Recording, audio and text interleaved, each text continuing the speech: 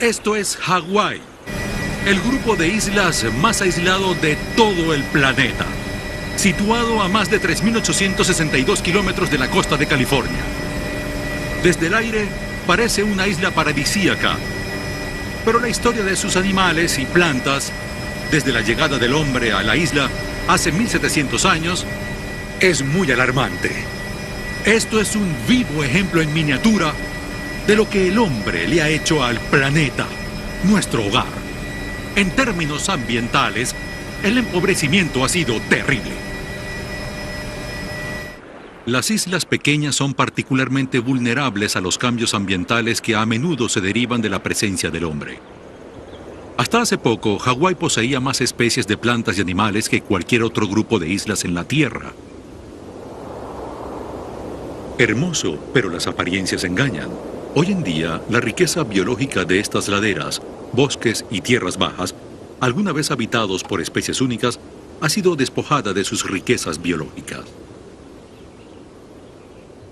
Estas islas son una advertencia importante de las pérdidas ecológicas que pronto pueden producirse en el planeta.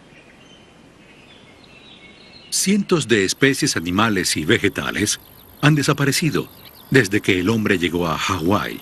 Y no cabe duda, según las investigaciones realizadas aquí y en otras islas, que la presencia humana en cualquier isla conlleva una cuantiosa pérdida de especies. Si queremos controlar nuestro impacto en el ambiente, es necesario que comprendamos por qué debe ser así.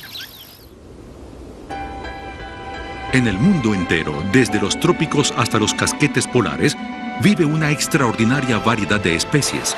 Hasta ahora se han contado 1,5 millones, pero podría haber hasta 100 millones de especies. Esta enorme abundancia de vida es conocida como biodiversidad. Es esa biodiversidad la que hoy se ve amenazada por la especie humana que busca satisfacer sus necesidades biológicas. En este programa identificaremos las 5 actividades humanas que causan tal destrucción y que llevan a los expertos a anticipar una extinción masiva de otras especies durante este siglo. El porqué de la crisis.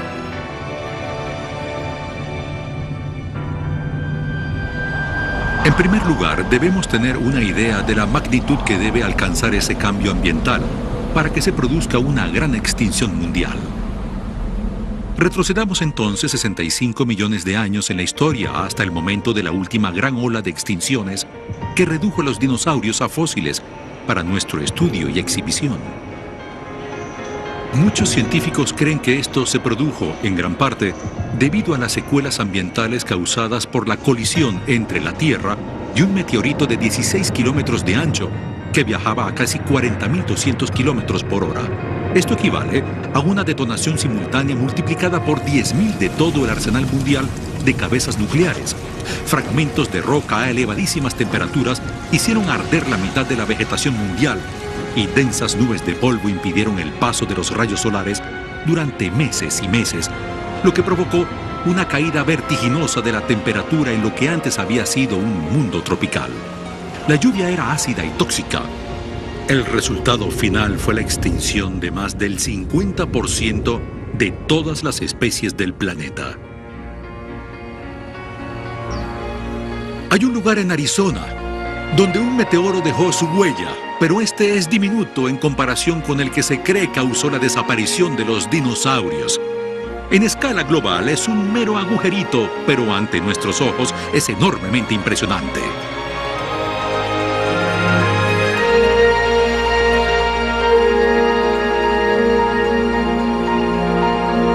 Muchos opinan que el impacto del hombre podría representar para el resto de las especies de la Tierra lo equivalente a una colisión contra un meteorito.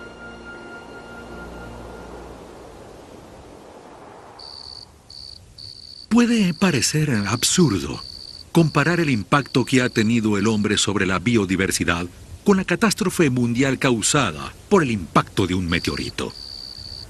Pero existe abundante evidencia de que estamos al borde de un devastador acontecimiento de extinción. Por eso la comparación no es descabellada.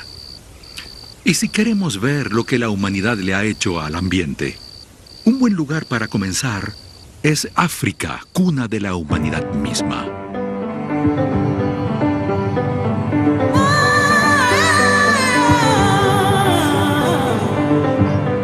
Aquí, en las planicies, aún podemos ver grandes manadas de lo que los científicos llaman megafauna o grandes mamíferos.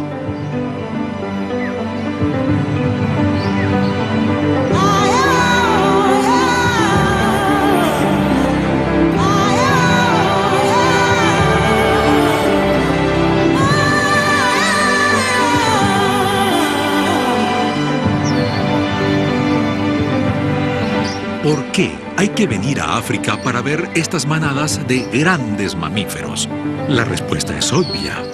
Es el único lugar habitado por estos. En cualquier otro lugar del planeta jamás los veríamos. Pero no siempre fue así. Hace 50.000 años, había manadas numerosas de mamíferos grandes en todos los continentes, excepto en la Antártida. Y luego, en esa misma época, en un periodo muy corto, esos animales comenzaron a extinguirse. Al mismo tiempo, el hombre comenzó a emigrar fuera del continente que lo vio nacer, África, hacia otro lado del mundo. ¿Fue eso coincidencia? ¿O fue la primera evidencia de que el hombre ejerce un impacto en el resto de los animales de la Tierra, a diferencia de las demás especies? En América del Norte, 2/3 de todas las especies de los grandes mamíferos desaparecieron. ¿Cómo era la vida allí antes de que eso sucediera? El biólogo Jared Diamond hizo una investigación detallada de la extinción de la megafauna en todo el mundo. La megafauna extinta que habitaba la zona actual de Los Ángeles estaba conformada principalmente por mamíferos, camellos y leones. Hace 14.000 años, esta zona se parecía a las planicies del Serengeti, llena de leones, guepardos y elefantes.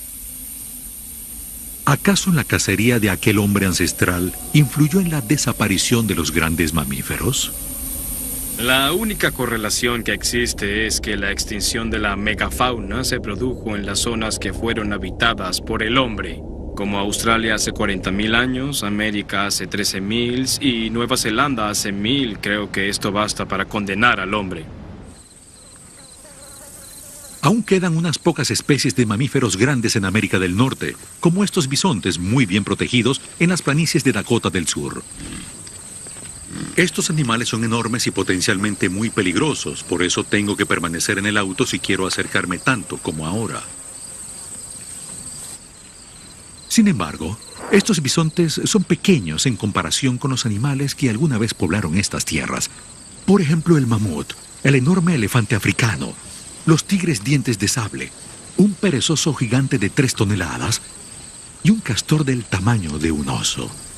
Esto hace que nos preguntemos cómo el hombre a pie, armado tan solo con arco, flecha y lanzas, logró cazar a estos enormes monstruos y contribuyó significativamente a su extinción. Para sorpresa de todos, la respuesta la encontramos en África, al investigar por qué los grandes mamíferos no se extinguieron allí, a pesar de ser ese el primer lugar donde el hombre desarrolló el arte de cazar. Los grandes animales de África han evolucionado paralelamente con el hombre durante 5 millones de años. El hombre pasó de ser un cazador pésimo para convertirse en uno muy eficaz. Los animales en África tuvieron el tiempo necesario para aprender a temerle al hombre. Sin embargo, los animales que vivían alrededor de Los Ángeles se enfrentaron a los mejores cazadores de la historia humana.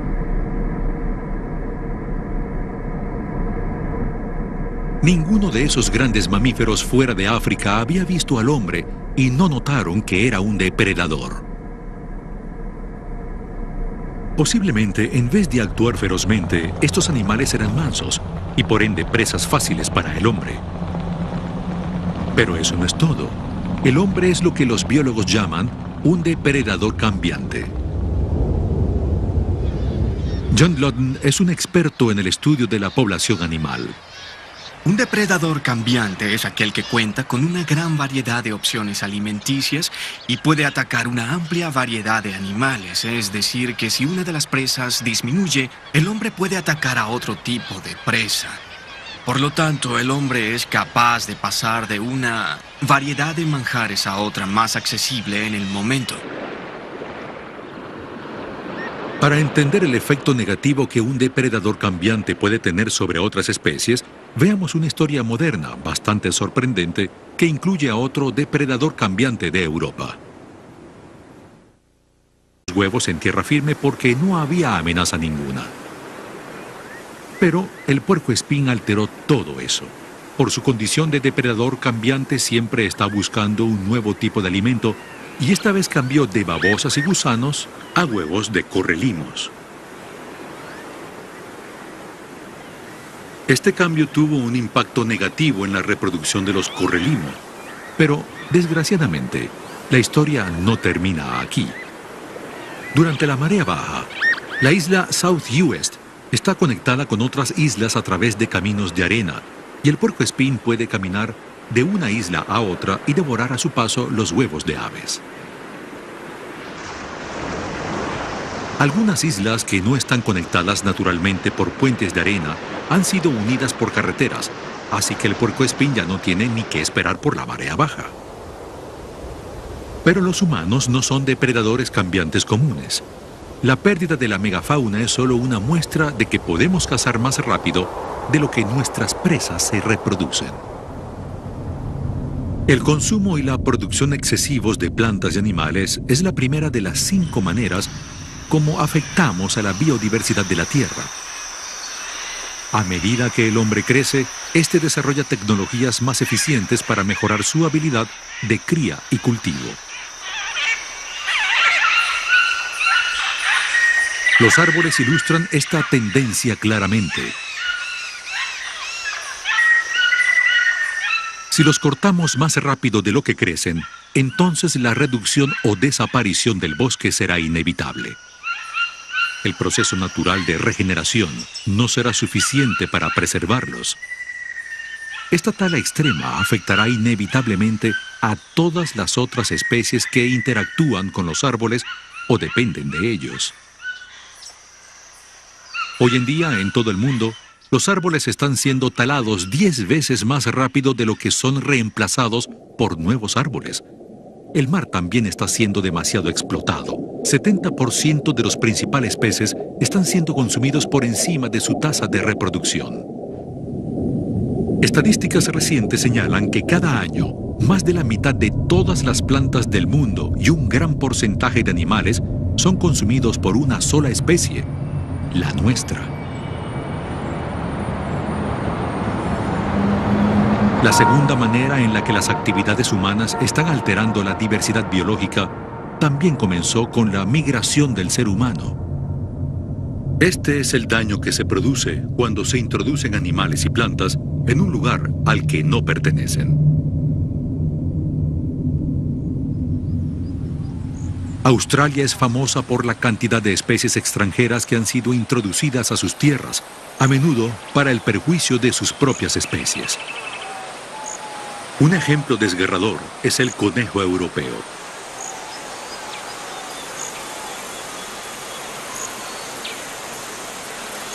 Sin sus depredadores naturales y enfermedades propias, a veces se produce una superpoblación de conejos en Australia. Estos conejos pueden arrasar con cientos de kilómetros cuadrados de zonas de pastoreo, lo que afecta a todos los demás seres vivos que allí habitan. La superpoblación finalmente también afecta a los conejos, pues estos se mueren de hambre.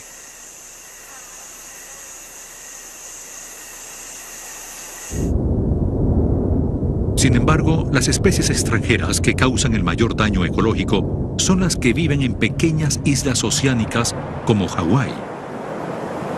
Aquí la introducción de nuevas especies ha causado la extinción de especies locales. Al llegar a Hawái, todo parece ser hermoso, es un paraíso tropical. Pero lo que la mayoría de los turistas no sabe es que casi todo lo que ven en las tierras bajas son especies extranjeras. Prácticamente no hay aves nativas y muy poca vegetación propia. Muchas de las especies locales que sobrevivieron ahora viven aisladas en la cima de las montañas debido a la avalancha de plantas y animales extranjeros. Hawái alguna vez tuvo cientos de especies de aves únicas. Más de la mitad han desaparecido para siempre y muchas de las que han sobrevivido se encuentran en peligro de extinción.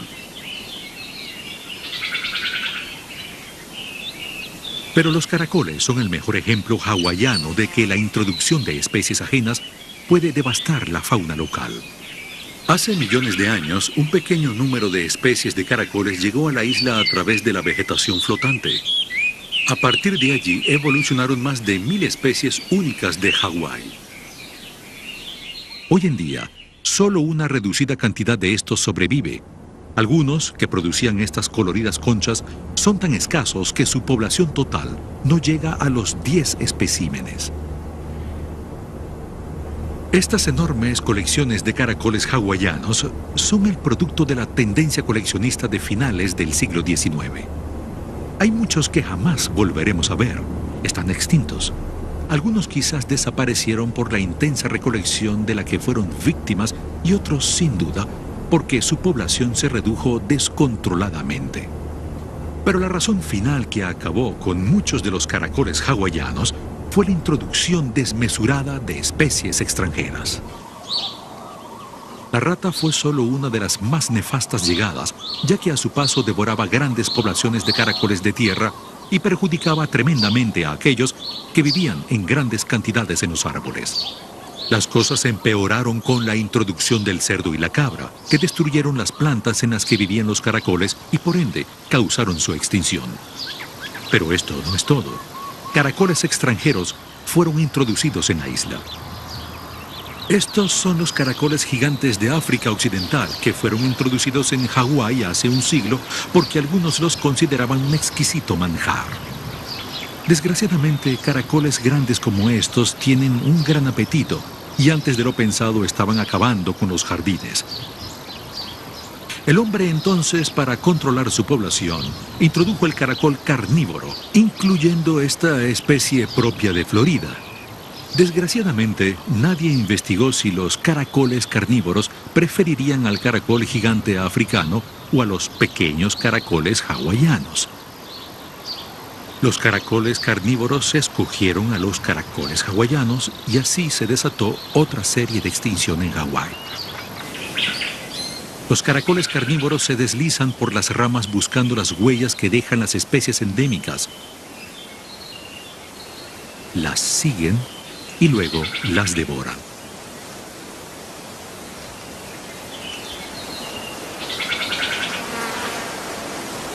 Los caracoles carnívoros avanzan en Hawái a una velocidad de 1 kilómetro al año, destruyendo poblaciones locales de caracoles a su paso. La introducción de especies extranjeras, cosa que a menudo hacemos sin pensar, es la segunda forma como dañamos la diversidad biológica. La tercera y más dañina de todas es la destrucción de los hábitats. Un claro ejemplo de los efectos de la destrucción de hábitats lo vemos en la ciudad del Cabo, Sudáfrica. Alrededor de la ciudad, en esta diminuta esquina del continente africano, existe un hábitat conocido en Afrikaans como Fynbos. Es una de las comunidades vegetales más importantes de la Tierra, con una gran variedad de especies aún mayor que la existente en la selva amazónica de Sudamérica. Es lo que los científicos llaman un centro biológico. Existen más de 5.500 especies de plantas únicas en el mundo entero. Además, su relevancia también se debe a que algunas plantas tienen un área de alcance tan reducida que toda su población mundial podría aglomerarse en la mitad de un campo de fútbol. Esta peculiaridad es tristemente la clara demostración en miniatura de un hábitat en destrucción. 40% del área original de Fynbos ha sido prácticamente destruida por las actividades humanas como la agricultura y el crecimiento de la ciudad. Si una planta posee una extensión mundial de apenas unos pocos metros cuadrados y esa zona es destruida, la planta obviamente se extinguirá. Es sencillo. Si eliminas el hogar de una especie, esta desaparece. Esto es la destrucción del hábitat. Y el daño no termina aquí. Otras plantas también habitan ese territorio o dependen de esas especies, por lo que éstas también se verán afectadas, aunque su hábitat sea más amplio que la zona destruida. Nosotros mismos no somos inmunes a los efectos de la destrucción del hábitat. Hay un antiguo ejemplo en los Estados Unidos de lo que puede suceder. Este es el Cañón Chaco en el estado de Nuevo México. Forma parte de un desierto que abarca cientos de kilómetros cuadrados. Cuando los primeros expedicionarios europeos llegaron a esta zona a caballo, hace casi 350 años, hallaron poca agua, casi ningún árbol para prender fuego o construir, y una tierra muy, pero muy infértil ciertamente. El lugar parecía prácticamente inhabitable. Pero luego llegaron a este cañón y fueron sorprendidos por un extraordinario escenario.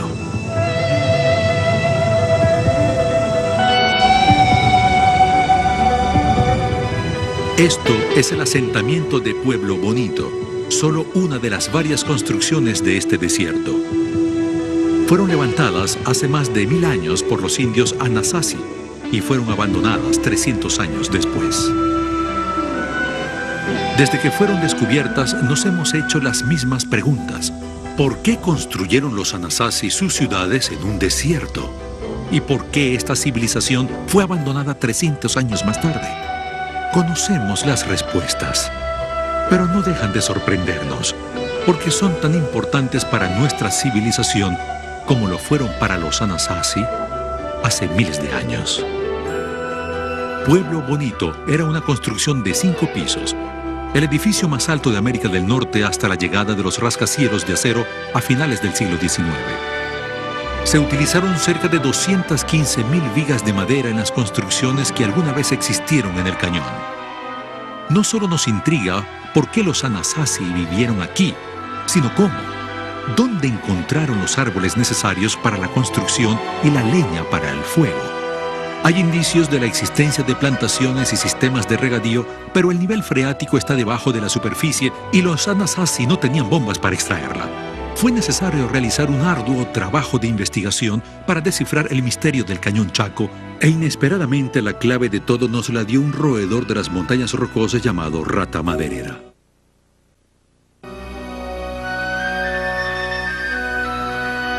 Esta rata es un animal nocturno y tímido. Para verla debemos utilizar cámaras con buena visión nocturna. Vive en madrigueras y en las noches sale a recolectar palillos, hojas de pino y cualquier cosa que pueda transportar, para luego depositarlo en un montículo encima de su madriguera. Este montículo es su área de baño. En algunas ocasiones estos basureros son utilizados continuamente por más de 100 años antes de ser abandonados. Con el pasar del tiempo, el nitrógeno gotea y se cristaliza, y el basural se solidifica y por eso resiste intacto durante miles de años a este clima seco y cálido.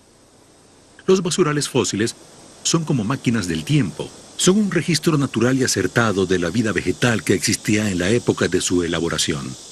Los científicos han analizado el contenido de 52 de esos basurales que abarcan un periodo de 10.000 años. Lo que descubrieron fue sorprendente. Al disolver el nitrógeno cristalizado y estudiar las plantas, se reveló el secreto de toda una civilización. Se descubrió que cuando los Anasazi llegaron al Cañón Chaco, el área estaba poblada de árboles de pino, árboles muy robustos. Estos árboles fueron talados y utilizados como material de construcción y leña. Cuando se agotaron esos árboles en el cañón, los Anasazis construyeron caminos para transportar madera desde las montañas a más de 112 kilómetros, pero para entonces ya el daño estaba hecho. Este es uno de los pocos árboles que sigue en pie. Parece que la destrucción de los árboles combinada con las sequías hicieron que el nivel freático disminuyera y se ubicara por debajo de los sistemas de irrigación hasta el punto que los Anasazi no pudieron seguir cultivando. La tierra se convirtió en el desierto que conocemos hoy, y los Anasazi debieron partir. El fin de esta civilización es una historia verdaderamente alarmante, pero el Cañón Chaco no fue un caso único.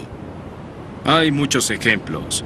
Lo mismo pasó en Mesopotamia, en la isla de Pascua, en los templos de Angkor Wat, en el Valle Río Indo, en Gran Zimbabue, en Micenas, Grecia, en el Valle de Mississippi, y pare de contar.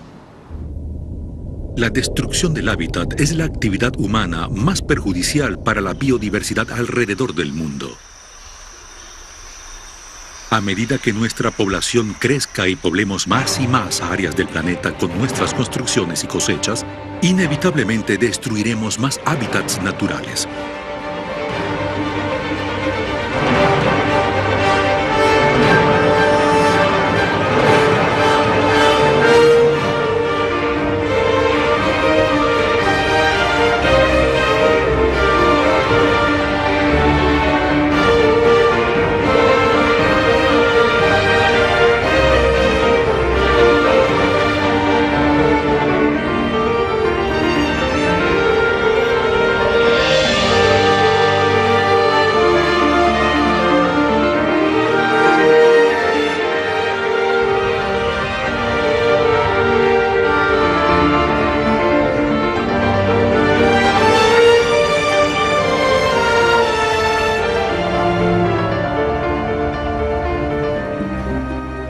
El daño que hemos provocado en el medio ambiente mundial ha llevado a que muchos se pregunten si el hombre es una especie destructiva.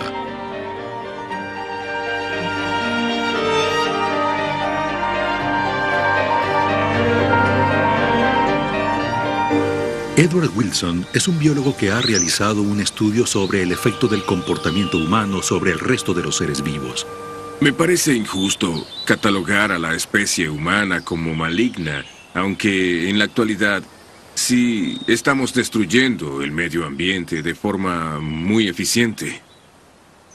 Pero no es nuestra intención, nunca lo ha sido. De hecho, era muy natural.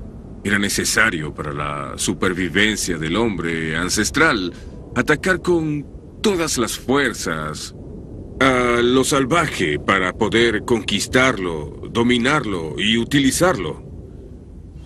En eso consiste la naturaleza del hombre, en expandir la población, obtener seguridad, control y alterar para su provecho. Y durante millones de años resultó sin causar mucho daño. Pero luego vino el desarrollo moderno, industrial y tecnocientífico, con lo que logramos eliminar hábitats completos, rápida y eficazmente. Tuvimos tanto éxito que afectamos la naturaleza. Y ahora es prácticamente demasiado tarde cuando comenzamos a darnos cuenta de que nos sobrepasamos y estamos destruyendo los cimientos del medio ambiente sobre los que se construyó la humanidad. La destrucción de hábitats es la tercera forma en la que las actividades humanas destruyen la diversidad biológica. Un proceso llamado aislamiento es la cuarta forma. Cuando destruimos hábitats, tendemos a dejar áreas intactas. Si sobrevolamos el globo, podemos ver claramente lo que estamos haciendo. Lo que hacemos es aislar a las especies unas de otras. Zonas intactas en medio de un hábitat totalmente modificado. ¿Pero qué sucede con esos hábitats que han sido reducidos a pequeñas islas? Para responder eso, el biólogo conservacionista Tom Lovejoy realizó un gran e ingenioso experimento en la selva de Brasil. Bien, en esa alfombra de selva tomé una podadora e hice varias islas. Literalmente corté el bosque y dejé áreas separadas de selva.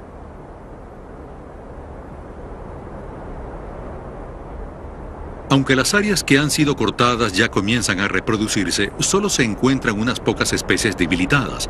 Es decir, que las islas de selva, como este rectángulo oscuro, siguen estando aisladas.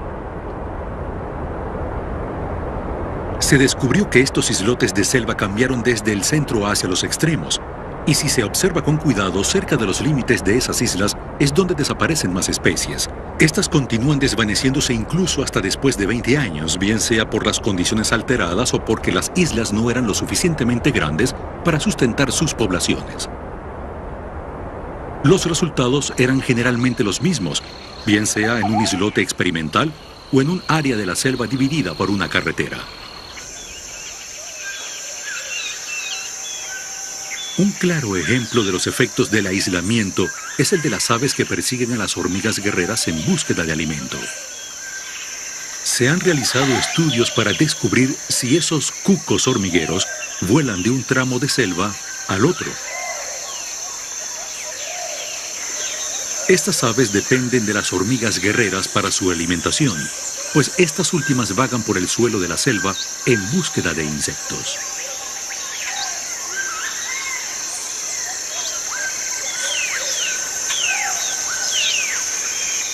Una colonia de hormigas necesita de una amplia zona de selva para satisfacer sus necesidades. Si un islote de selva no es lo suficientemente grande, entonces las hormigas se irán hacia otro islote. Esto es un problema para los cucos hormigueros. Están psicológicamente adaptados a bosques sombríos y oscuros y se niegan a salir a la luz. Por esa razón, si las hormigas emigran, estos ya no podrán seguirlas tras la pista de algún fragmento. Y de ser así, estas aves se morirán de hambre. Una especie tras otra desaparecerá cada vez en todos los lugares donde se aísle cualquier tipo de hábitat. La razón es que se simplifica el ecosistema y hay una pérdida en el número de especies y al final tenemos un ambiente muy empobrecido en comparación con el ecosistema de un comienzo. El aislamiento se ve con más y más frecuencia alrededor del mundo. Incluso las reservas naturales son islas y mientras más pequeñas sean, más vulnerables son sus habitantes. De hecho, un gran número de especies necesita habitar islotes enormes. Hay un pequeño pero claro ejemplo en los pastizales de Chalk, que una vez se extendieron a todo lo largo de la costa del sur de Inglaterra. Los cambios en la práctica de la agricultura han tenido efectos dramáticos sobre este pequeño insecto.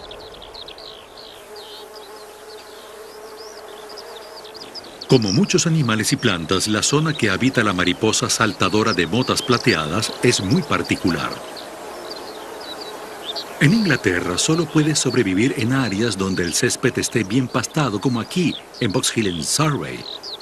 Ese pastoreo mantiene el césped muy corto, lo que permite el acceso a las flores que crecen al ras del suelo.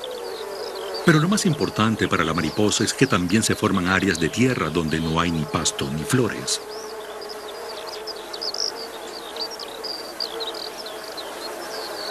Estas áreas desnudas de tierra son cruciales para la mariposa porque se calientan rápidamente bajo el sol. Las mariposas se asolean sobre estas tierras para aumentar la temperatura de su cuerpo. Solo después de eso pueden volar y poner sus huevos en los pastos de los alrededores. El hogar de la mariposa saltadora de motas plateadas ha sido actualmente reducido a un pequeño número de islotes de pastoreo. Estas pequeñas mariposas no vuelan más que una corta distancia sobre suelo inapropiado, por lo que no se trasladan de una isla a otra. Todas las poblaciones de mariposas están ahora aisladas unas de otras, una consecuencia típica del aislamiento. Si una terrible enfermedad llegara a eliminar una colonia, esa área no podría ser naturalmente repoblada. El peligro que corren las especies que viven en poblaciones aisladas es que una tras otra estas poblaciones podrían morir. Si no se hace nada por salvarlas, entonces, antes de lo pensado, muchas especies desaparecerán. Y si su área de alcance no es muy grande, irremediablemente pronto se extinguirán. La destrucción gradual de las poblaciones causada por el aislamiento de los hábitats es la cuarta manera como el hombre afecta el medio ambiente. La quinta razón es la contaminación.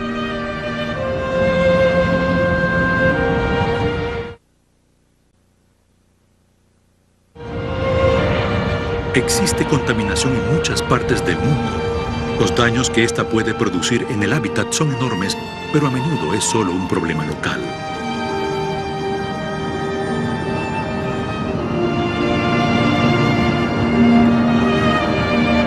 Sin embargo, hay un tipo de contaminación que podría traer consecuencias mundiales.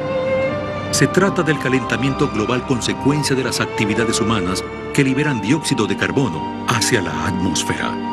El dióxido de carbono es un gas invernadero que retiene el calor solar. Mientras más dióxido de carbono haya en la atmósfera, más se calienta la Tierra.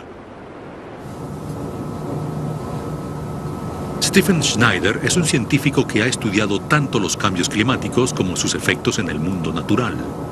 Es absolutamente cierto que cuando el hombre usa la atmósfera como alcantarilla, libera cantidades de humo, tala los árboles y crea plantas de cemento, contribuye con la proliferación de gases efecto invernadero. Y también es cierto que estos absorben el suficiente calor como para crear un cambio. Tal vez el daño esté hecho. Sabemos que el nivel del mar ha aumentado de 10 a 20 centímetros, que los grandes glaciares se están derritiendo, que los huracanes son probablemente un poco más intensos. Así que tal vez ya podamos admitir que sí contribuimos con esas grandes sequías e inundaciones. El calentamiento global ha ocurrido naturalmente antes. Es posible notar el efecto que este tiene sobre los animales y plantas si navegamos mar adentro y retrocedemos 10.000 años. Me encuentro en un bote pesquero en el Mar del Norte, frente a las costas holandesas, y lanzamos una red de arrastre de 30 metros de profundidad en búsqueda de mejillones. Pero a veces las redes extraen algo más que mejillones. Por ejemplo, evidencias reales de un calentamiento global anterior.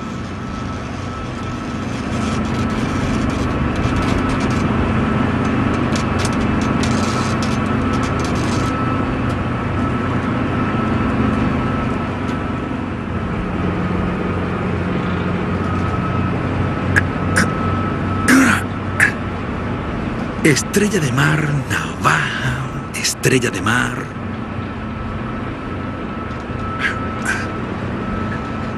Así me gusta. Esto es un hueso, un gran hueso. Esto parece ser una articulación, como esta.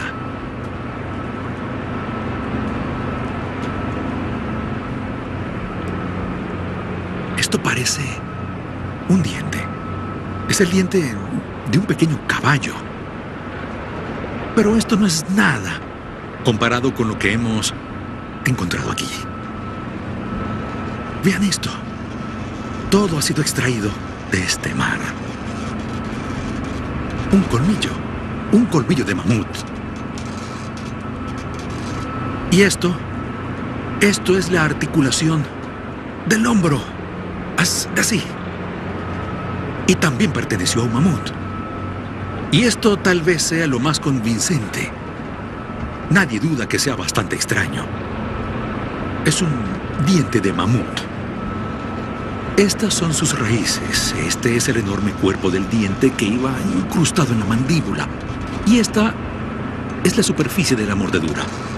Una demostración espectacular de que hace 9, 10 o 11.000 años esta zona marítima era tierra firme y los mamuts la habitaban.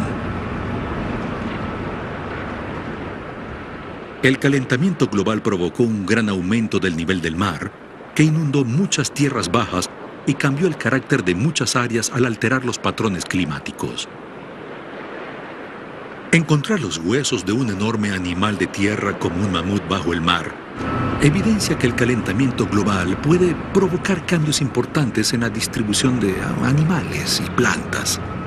Es igualmente obvio que cualquier calentamiento global futuro hará lo mismo. Cuando esto suceda, la temperatura cambiará en todo el planeta, como vemos en esta imagen. Es un problema para muchos animales y plantas, ya que estos solo soportan ciertas temperaturas. Si el clima cambia, estos deberán emigrar para sobrevivir. Ejemplo, cuando el clima se calentó después de la última glaciación, los robles emigraron hacia el norte y el sur debido a los cambios de temperaturas. ¿Cómo hace un roble para trasladarse? La respuesta es muy lentamente. Los animales transportan sus semillas. En el otoño, las ardillas y los rendajos entierran maíz para los meses de invierno, pero muchas veces olvidan dónde está enterrado el alimento y esas semillas germinan. Si se produce un calentamiento global, las semillas enterradas en el norte germinarán, mientras que las del sur, donde hace mucho calor, morirán. Es decir, que en el norte pronto aparecerá un bosque. Este proceso toma miles de años, pero hoy en día parece que el calentamiento mundial se produce más rápido que nunca. No es como cuando terminó la glaciación hace 15, 10, 12.000 años atrás y los árboles emigraron hacia el norte, no en el estricto sentido de la palabra, sino que los animales transportaron sus semillas. Ahora pensamos que todo puede renovarse rápidamente, no en 1000 o 5000 años, sino en un siglo. Y además queremos exigirle a la naturaleza mientras construimos fábricas, granjas, autopistas y áreas urbanas. Es increíble. Es esta combinación de factores, nuestras alteraciones con el cambio climático, lo que nos preocupa a la mayoría de los que trabajamos con el medio ambiente, además de la habilidad del planeta para soportar el cambio en la biodiversidad en este siglo. Estas son las 5 maneras de perjudicar al planeta: el excesivo consumo y producción, la introducción de especies extranjeras, la destrucción de los hábitats, la creación de pequeños hábitats y finalmente la contaminación atmosférica. El cambio como tal no tiene necesariamente que ser destructivo cuando sucede lentamente. Sin embargo, estos 5 factores suceden a un paso muy apresurado.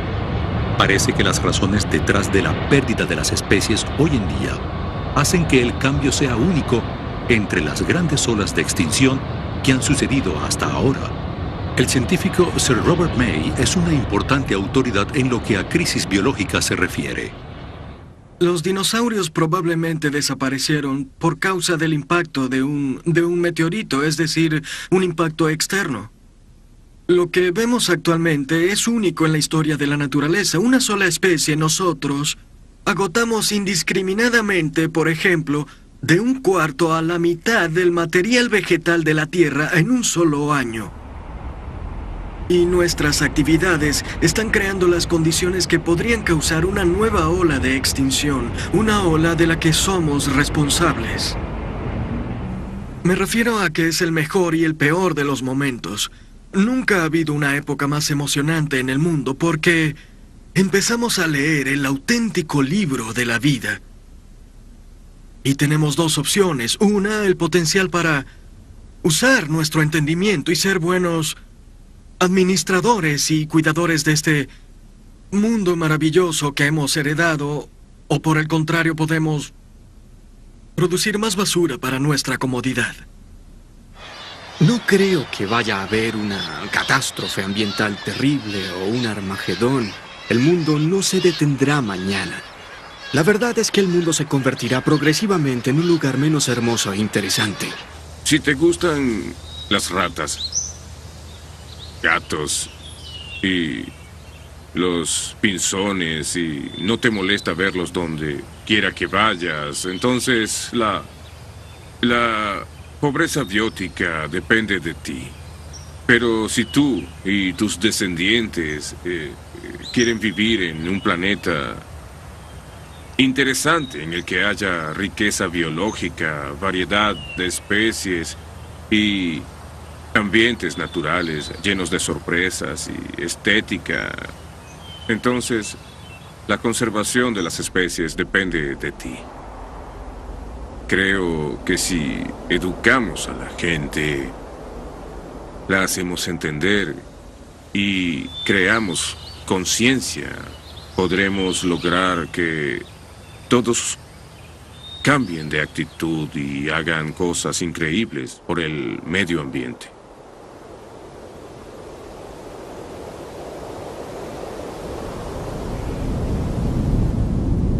Comenzamos nuestra investigación en Hawái, la imagen de un paraíso tropical.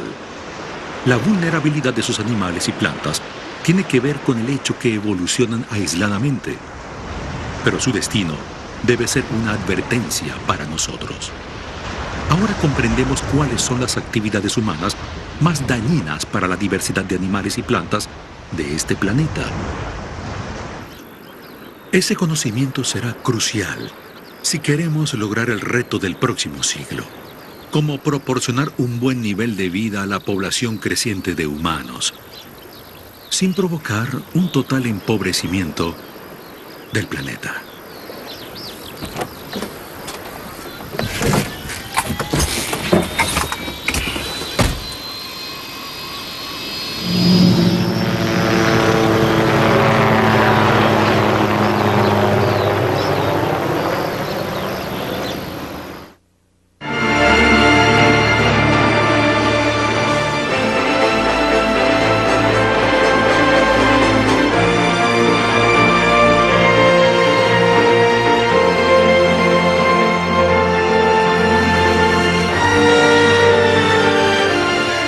Doblado al español en M&M Studios, Caracas, Venezuela.